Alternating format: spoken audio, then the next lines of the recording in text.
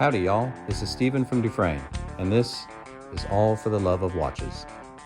I'm here in the showroom today and I want to shoot a little bit of a segment or a video on the design process that I go through. And so, I wanted to give you a little bit of insight into how I go about the designs, what the steps are involved in taking it from an idea, going down onto paper, and then, actually producing something that sits on a wrist. So hope you enjoy it, and by all means subscribe, like, do all those things that everybody tells you to do.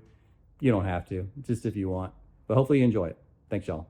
As mentioned a little bit earlier, I get a lot of folks that ask kind of how I go about the process of designing a piece and what are the steps involved, if you will. There's a lot to it, so I'm going to break this up into several different presentations, or several different videos, meaning the first part is really just going to be about the design. So how do I come up with the design? How do I take it through the process of general idea, into the iterations of some drawings, into then, the actual production, if you will, of the samples, that then move into, actual full production of an actual piece. So with this, first one, and I hope everybody kind of follows along here in the different episodes, the different videos. It's all because I absolutely just flat out love doing this. And so I just thought I'd share with you kind of how I go about it. I think I've talked at quite some length about how I do all of the timing, the testing, the assembly, the warranty work, things of that nature. But none of the pieces are actually off the shelf, if you will. Everything is custom made.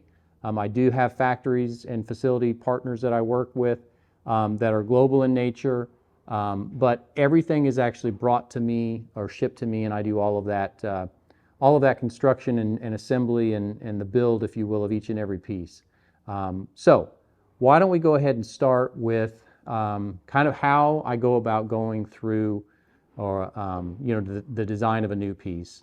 A lot of my ideas come when I'm running. I've been a runner forever, and that's just kind of how I decompress and the juices get flowing, I suppose, if you will, that way. But the idea comes to me, and it's inspired by something to do here in Austin. But for years and years before I even started the brand, I kept a little notebook where I would throw down just very, very rough drafts of different ideas. I've been a collector my whole life, still am a collector, and to my wife's chagrin, of course.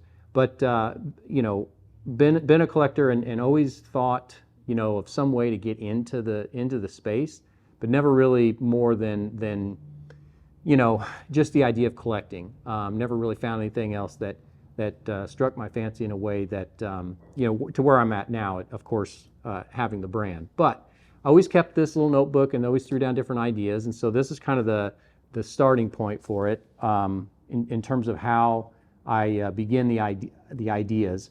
And so let me just I've got a second camera here that we'll switch to, but let me kind of just give you an idea. It's an old leather-bound book. A bunch of different, design ideas and just notes and so forth that I've kept over the course of time. And what I would do is take the rough ideas or the rough sketches in here, and then I would use a little bit more, I wouldn't call it scientific by any stretch, but a little bit more detail in this graph paper.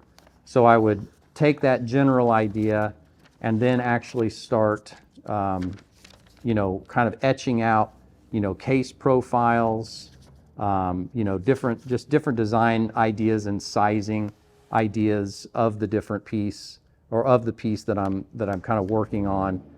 Even so much as drawing out, I've got them in here somewhere, the different hands that I'm thinking about, either custom building or trying to find a match that already exists. So you'll see if you follow the brand, you'll see some familiar pieces in here and kind of how they start moving from the idea process then into the sketches. Once it goes from the sketch, then I have a partner that I work with that I go through and make some 3D renderings. From those renders then, I can kind of get a better idea of the sizing of the watch and maybe the proportions and so forth. And from that we go into actual true tech drawings and really get the exactness of everything that I'm looking to bring out in that particular piece. So I thought I'd share with you just one particular piece and how it went, and I teased this a while ago, I think on a YouTube short, but this was the original prototype of the Barton springs, and it's quite different. It's a different size than the production one. It's a 40 millimeter, and I'll show it in a couple of different ways here, but it's a it was a very, call it a personal piece for me when I was going through the design process. If you'll notice the index markers, there's 3 circles and all the rest are hashes.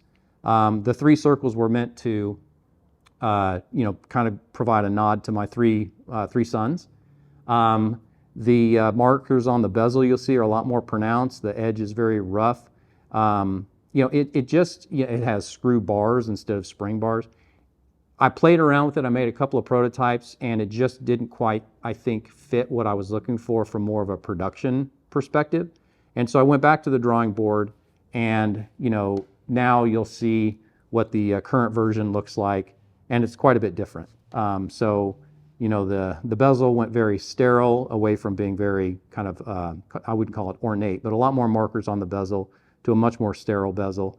I increased the size to 42, down from, or up rather, from 40, and spring bars, but a lot of the similar characteristics are there.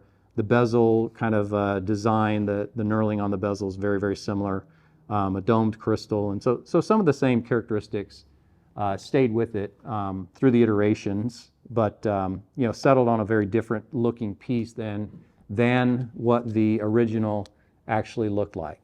And so there you go. Hopefully that kind of is an interesting way of kind of thinking about or describing how I go about the actual design process. Going from something in my head on a run to then a drawing, to then deep technical drawings, and then to some samples, and then tweaking samples from there and moving into actual production. So I'll stop there on that step. I think the next one I'll do a little bit more on the prototyping process. So when I get samples in and kind of what I go through, how I interact with the piece, and make some tweaks and changes, and some examples of what some of those changes are. So that'll be the next one, but hopefully you enjoyed this, and I appreciate you all taking a look. Thanks so much.